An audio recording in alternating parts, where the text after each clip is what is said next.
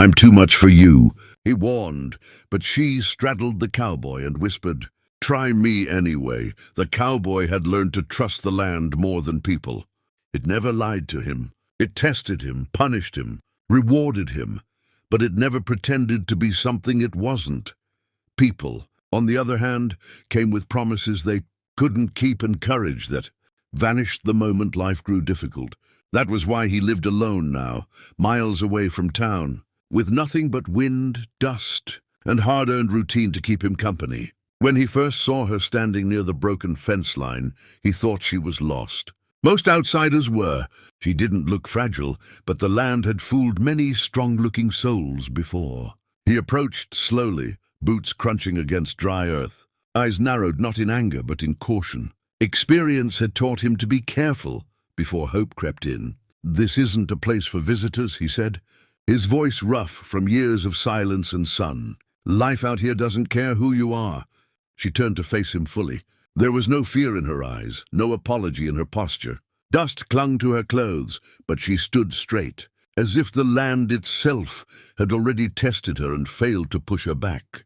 "I'm not visiting," she replied evenly. "I'm looking for work."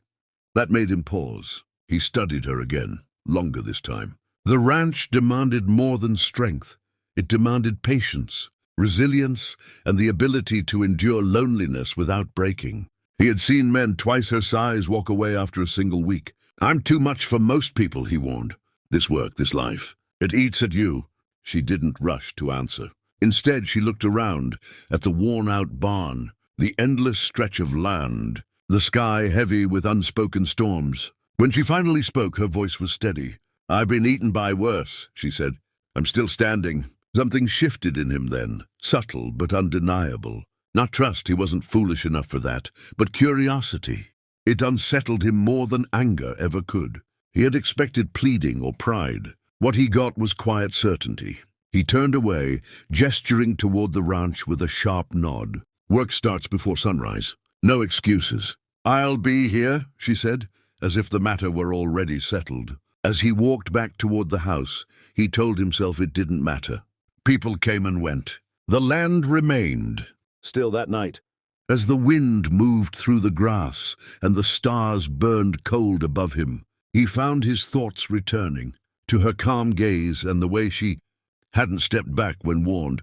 He had built his life on solitude, believing it was the only way to survive. Yet for the first time in years, the idea felt less certain, like a fence post shaken loose. Not fallen yet, but no longer as firm as it once was. The first morning tested her more than words ever could. Before the sky even hinted at light, the cold cut through the air, sharp and unforgiving. The cowboy was already awake, moving with the practiced efficiency of someone who had repeated the same routine for years. He half expected to find the bunk empty, to confirm what experience had taught him, that resolve fades fastest in the dark. But she was there, boots on, sleeves rolled, waiting without complaint. Work came fast and heavy. Fences needed repairing, water lines checked, and animals guided across uneven ground. The land didn't care about intentions. It only responded to effort. He watched her from a distance, not offering help, not offering encouragement. This place revealed truth on its own. Hands blistered quickly. Muscles burned. The sun rose higher, merciless in its heat. She struggled, but she didn't stop. When she fell, she stood again. When her hands trembled, she tightened her grip. There was no drama in her persistence, no need to be seen or praised. She learned by watching, adjusting her movements, matching the rhythm of the ranch one task at a time. That quiet determination unsettled him more than defiance ever would have. By midday, exhaustion weighed on everything. He finally spoke, handing her a canteen without meeting her eyes. "Most people quit before now." She drank, wiped her mouth, and nodded. "Most people expect comfort," she replied. "I didn't." The hours stretched long. Dust coated their skin, sweat stung their eyes, and silence filled the space between them. Yet it wasn't empty. It carried respect, slowly forming, earned rather than given. He noticed how she anticipated what needed to be done next, how she listened more than she spoke. This wasn't someone trying to prove a point. This was someone trying to endure. Late in the afternoon, a young horse spooked near the corral. panic rippling through the animals. Instinct took over. She moved quickly but carefully, steadying the situation instead of escalating it. When it was over, her breathing was heavy, but her focus remained clear. He looked at her then, really looked, and for the first time didn't see someone passing through. He saw someone learning the land the way it demanded, through patience, humility, and quiet strength. As the sun dipped low and shadows stretched across the ranch, he nodded once. It wasn't praise, but it was acknowledgement. She noticed. That night, as she cleaned her hands and prepared for another early morning, fatigue pressed deep into her bones. Yet beneath it was something stronger, belonging, earned through effort. And somewhere across the quiet ranch, the cowboy sat alone with a realization he hadn't expected. The land was still unforgiving, still harsh, but it no longer felt quite as solitary as it once had. The storm came without warning, the way the worst things often did. The morning had started calm, almost deceptively gentle, but by afternoon the sky darkened and the wind sharpened its voice. The cowboy noticed the change immediately. Years on the land had trained him to read signs others missed. He moved faster, securing what he could, jaw tight with focus. Storms out here didn't just pass through, they took things with them. She saw the tension in his movements and didn't wait for instructions. By now she understood enough to know what mattered. Loose tools, open gates, frightened animals, each mistake could turn costly. The wind picked up, whipping dust into the air, stinging skin and eyes. Thunder rolled low, heavy with threat. "Stay close to the barn," he shouted over the rising wind, more command than concern. She shook her head and pointed toward the far fence line, already leaning at a dangerous angle. If it collapsed, the cattle would scatter into the storm. There was no time to argue. They moved together, racing against the weather, boots slipping in mud that hadn't existed an hour earlier. Rain came hard and fast, soaking them through in seconds. The fence post gave way just as they reached it. Without hesitation, she grabbed the wire, bracing herself against the pull, muscles screaming in protest. The cowboy drove the post back into the ground beside her, hands moving with urgent precision. Lightning flashed, illuminating the strain on her face, but she didn't let go. "Let it go," he yelled. "It's not worth it." She met his eyes through the rain, voice steady despite the chaos. "Some things are." The storm raged on, but together they held the line long enough to secure the fence. When it was finally done, they stood there breathless and soaked. The rain easing into a steady fall. The land was quiet again, as if nothing had happened, but they both knew better. Back inside the barn, silence settled between them, thick and heavy. He looked at her hands, raw and shaking from effort, and felt something unfamiliar twist in his chest. Guilt, maybe.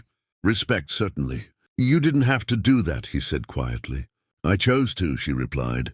"That's the difference." He nodded slowly. For years, he had believed caring was a weakness, that attachment only led to loss. Yet standing there, listening to the storm fade, he realized the truth was harder than that. Strength wasn't just surviving alone. Sometimes it was standing firm when the wind tried to tear everything apart. That night, as the ranch settled into uneasy calm, he lay awake longer than usual. The storm had passed, but something else had begun.